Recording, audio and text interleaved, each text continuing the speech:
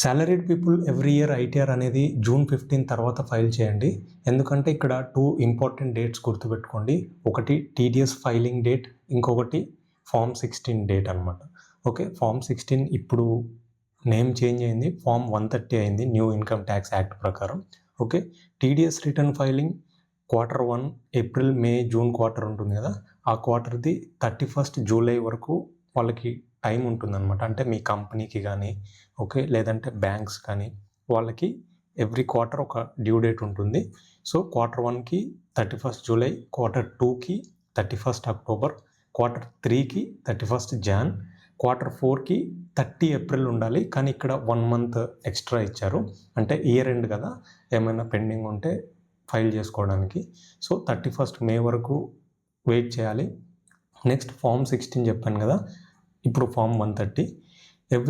Every financial year అయిపోయిన తర్వాత June 15th వరకు టైం ఉంటుంది వీళ్ళకి. సో ఫైనాన్షియల్ ఇయర్ 25-26కి June 15th due date. Okay, next 26-27 financial ఇయర్కి జూన్ 15, 2027. నెక్స్ట్ ఫైనాన్షియల్ ఇయర్కి జూన్ 15, 2028. సో మీరు ఎవ్రీ ఇయర్ జూన్ 15th వరకు వెయిట్ చేసి ఫైల్ చేస్తే ఈ టీడీఎస్ అనేది, వీళ్ళు డిడక్ట్ చేసిన టీడీఎస్ అనేది మీ ప్యాన్ పైన రిఫ్లెక్ట్ అవ్వడానికి కొంత టైం పడుతుంది.